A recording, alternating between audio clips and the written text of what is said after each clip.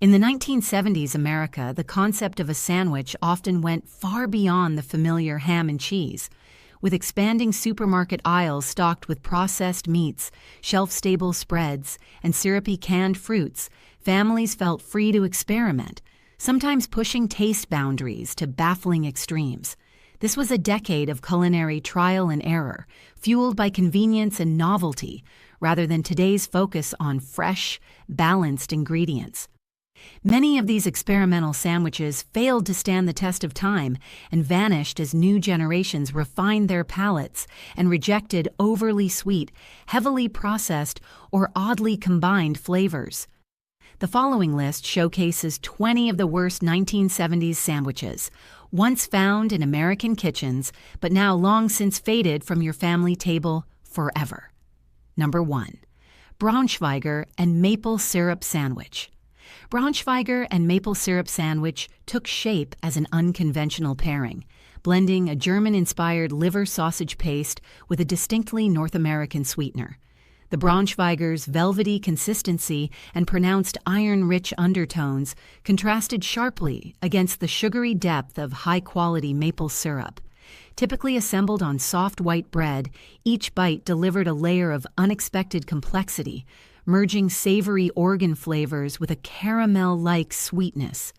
In the 1970s, some households experimented with such unlikely combinations due to shifting food availability, cost-saving measures, and curiosity inspired by emerging convenience products. The Braunschweiger, often sourced from Midwestern butcher shops, varied in spice mixtures and fattiness levels. When paired with genuine maple syrup rather than artificial substitutes, the end result possessed a distinctive aroma and lingering aftertaste. Although considered eccentric today, this sandwich once reflected a willingness to blur mealtime boundaries and challenge flavor norms, revealing cultural leanings toward bold experimentation. Such attempts displayed daring. Number 2. Canned turkey and cranberry jelly sandwich. Canned turkey offered a dense, slightly salty protein source with an oddly uniform consistency resembling compressed poultry shreds. Paired with cranberry jelly loaded with artificial sweetness, the resulting mixture lacked the fresh, bright tang of real berries. Instead, it formed a sugary layer overshadowing the meat's flavor, reducing the overall complexity. This combination frequently appeared on mass-market white bread, absorbing moisture unevenly and leaving some bites overly damp. Without crisp lettuce or savory spices, the experience felt simplistic and one-dimensional. Although convenient, it failed to replicate a proper holiday feast, instead delivering a processed approximation that gradually lost its appeal. Number 3. Bologna and prune whip sandwich. Bologna and prune whip sandwich combined thin sliced processed meat with a sweet, airy fruit paste derived from dried plums. This spread, often prepared by blending softened prunes with sugar and whipped cream, created a fluffy topping that contrasted with the salty fat content of bologna. Each bite introduced unexpected layers of sticky sweetness against mild, softly textured slices. Mid-century households occasionally employed this creation as a cost-effective novelty, relying on shelf-stable ingredients easily sourced from small local groceries. White bread, lacking robust character, merely served as a platform for flavors that felt simultaneously peculiar and oddly suggestive of improvised dessert. Number 4. Olive loaf and pear preserve sandwich.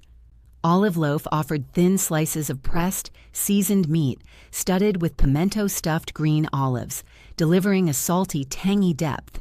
Pear preserves, often slow-cooked until thick, provided a gentle sweetness and mildly floral notes.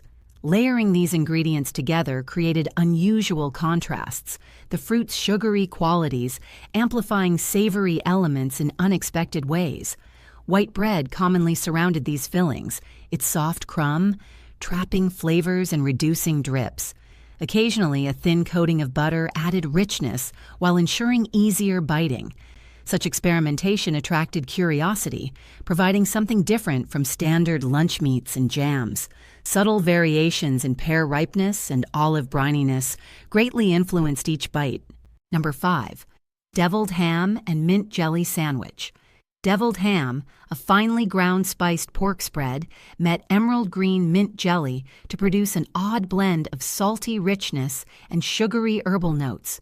The meat paste, often seasoned with mustard powder and mild chili flakes, carried a soft yet gritty texture. Meanwhile, the mint jelly introduced a cooling, fruity sweetness, reminiscent of candied leaves. White sandwich bread absorbed these elements, softening slightly yet emphasizing a subtle clash in flavor profiles.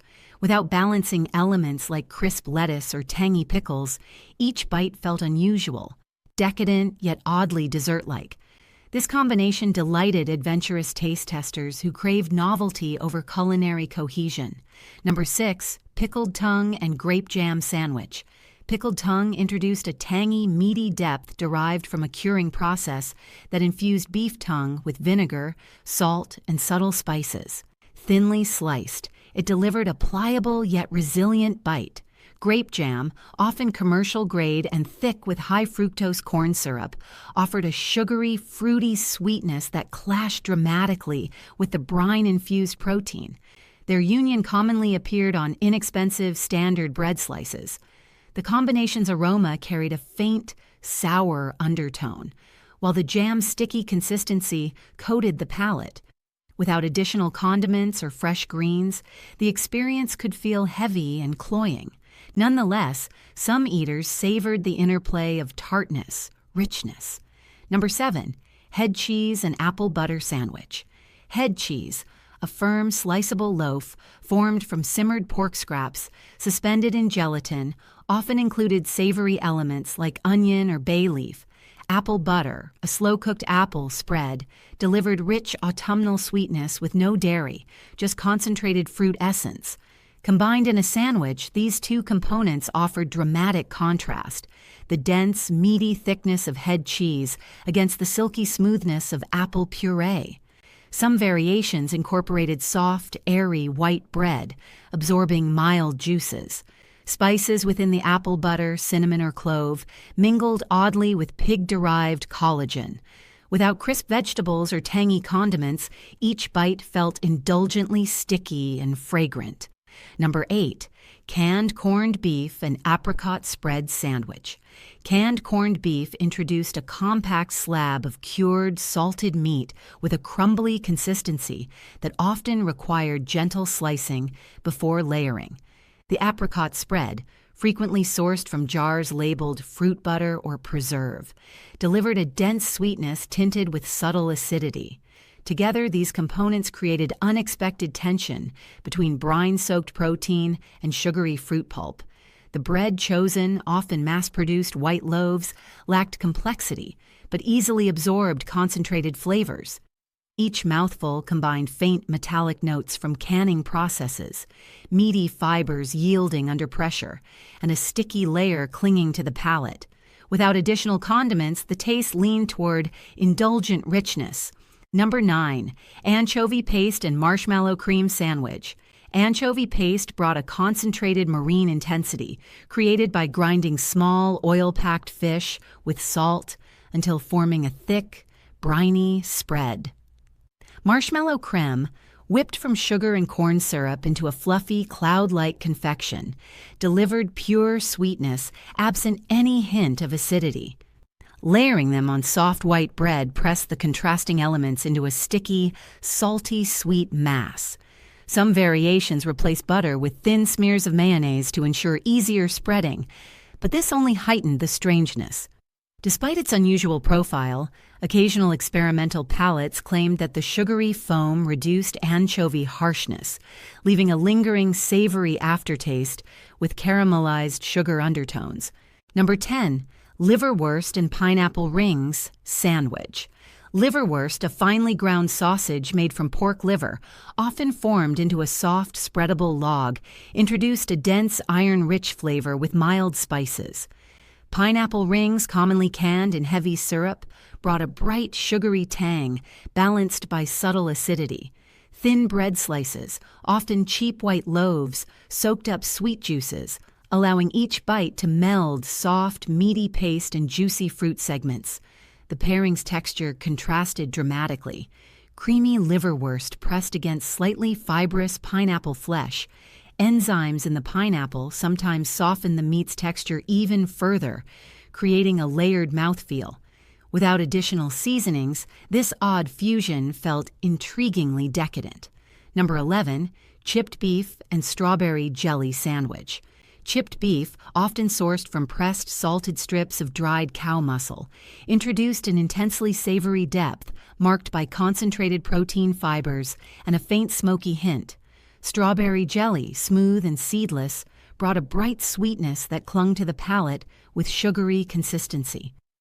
Layering these elements together on plain bread created a stark contrast. The chewy, salty meat fragments up against viscous fruit spread. The jelly's acidity accentuated the beef's brine, causing a tangy, oddly harmonious tension beneath the sweetness. Without butter or other neutralizers, each bite maintained a distinct interplay between syrupy berry notes and tough, salty chew. Number 13, canned salmon and lemon curd sandwich. Canned salmon, typically drained and flaked, carried a faintly oily scent and slightly fibrous texture. Lemon curd, creamy and bright with citrus, often contained butter, sugar, and lemon zest, cooked until thickened. Spreading these two together on thin, neutral bread created a curious tension. Tangy sweetness clashing with mild marine salinity. The curd's velvety body softened the salmon's coarser flakes, while its sugary sharpness pushed the fishy notes into unexpected territory. Without additional embellishments, each bite balanced rich dairy fat against subtle brine and sour fruit undertones. The result felt simultaneously decadent and perplexing, stirring both intrigue and hesitant enjoyment. Number 14, luncheon loaf and molasses sandwich. Luncheon loaf, a dense mixture of processed pork and binders, offered a salty, subtly spiced profile that resisted delicate pairings. Thick molasses, drawn from sugarcane refining, spread easily across soft white bread to form a slow-flowing, caramel-toned coating. Pressing these layers together produced a sticky bite that melded animal fat with dark, mineral-rich sweetness. Each mouthful combined the loaf's compact chewiness with syrupy resistance, challenging even experienced palates. Without additional condiments, the intense sugar depth overpowered mild meat nuances. Eaters often reported a lingering, smoky aroma intermingling with porky undertones, creating an oddly rich taste memory, unlike more conventional fillings. Number 15, smoked oysters and fig jam sandwich. Smoked oysters, often packed in small tin cans, delivered a dense, briny flavor, layered with gentle smokiness and subtle mineral notes. Fig jam, thick and speckled with tiny seeds, contributed natural sweetness and mild earthiness. Pressing both onto thin-sliced bread created an unexpected union that balanced maritime boldness with fruit's syrupy depth. The combination engaged multiple senses, as the soft chew of mollusks contrasted against the jam's sticky cling. Without tangy condiments or crunchy greens, this pairing relied solely on delicate interplay between salt, sugar, and subtle char. Each bite revealed surprising harmony, captivating adventurous palates seeking inventive flavor contrasts. Number 16, cheese ball and mint jelly sandwich. Cheese balls, often molded from softened dairy blends, studded with diced nuts and dried herbs, introduced a smooth but slightly crumbly texture. Pairing this with emerald-hued mint jelly created a sandwich that challenged familiar flavor groupings. Subtle tang from cultured cheese contrasted sharply with sugary herbal sweetness concentrated in the translucent spread. Pressing these layers onto soft bread compressed the fillings, merging creamy proteins and sticky aromatic sugars. Some variations included a thin butter coating to prevent bread from turning soggy. Without additional seasonings, each bite balanced dairy richness and candied herbal notes, forming an intriguing taste rare in lunches. Number 17, tongue loaf and orange marmalade sandwich. Tongue loaf, derived from cured beef tongue pressed into a compact form, offered a firm, meaty texture that was both slightly chewy and subtly spiced. Orange marmalade, crafted from chopped citrus peel and pulp, imparted a bright, tangy sweetness with a faintly bitter edge. When layered between bread slices, each bite presented an unexpected harmony, as the marmalade's sugary acidity countered the loaf's iron-rich savoriness. Some variations spread a thin layer of salted butter to prevent sogginess and accentuate depth. Without garnish, the overall taste leaned towards an adventurous complexity, appealing to those unafraid of unconventional flavor, contrasts, and fare. Number 18. Potted meat and honey mustard sandwich. Potted meat, often sold in small cans, provided a soft, fatty spread made from finely ground, heavily processed scraps blended with stabilizers. Honey mustard, a mixture of mild mustard seed paste and sweetened syrup, yielded a creamy golden condiment with balanced tang. Slathering these elements onto soft bread created a pliable texture where the salty richness of the potted meat merged with a sugary, vinegary zing. Each bite released a greasy feel, complemented by subtle herbal undertones. Without crunchy garnishes or fresh greens, the pairing depended solely on contrasting flavor components. The result challenged assumptions, intriguing adventurous eaters seeking novelty. Number 19. Egg loaf and grape jelly sandwich. Egg loaf, shaped from fully cooked eggs, pressed into a uniform block, sliced neatly into pale, spongy layers with a mild, protein-rich aroma. Grape jelly, boiled from concentrated fruit juice and sugar, spread in a glossy, violet ribbon across soft bread. Pressing these elements together created a baffling experience, pairing delicate egg curds with sugary gelatin. Without any savory condiments, each bite felt oddly incomplete, as subtle sulfuric hints mingled with sticky sweetness. The texture leaned toward a custardy chew enveloped by syrupy tang. Despite its unusual construction, some curious eaters claimed it offered an unexpected charm beneath its strangeness. Number 20. Cottage cheese and fruit cocktail sandwich. Cottage cheese, formed from drained curds, brought a slightly grainy, creamy body with a mild tang reminiscent of fresh dairy. Fruit cocktail, usually canned with pears, peaches, grapes, and cherries, suspended in syrup, provided bursts of sweetness and subtle tartness.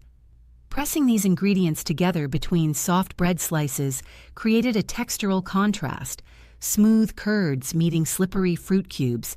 Each bite delivered variable tastes depending on which fruit chunk dominated, while the curd's gentle acidity brightened the syrup's sugary coating. Without savory elements, the combination leaned toward a delicate dessert-like quality rather than a traditional lunch, surprising palates with its understated complexity.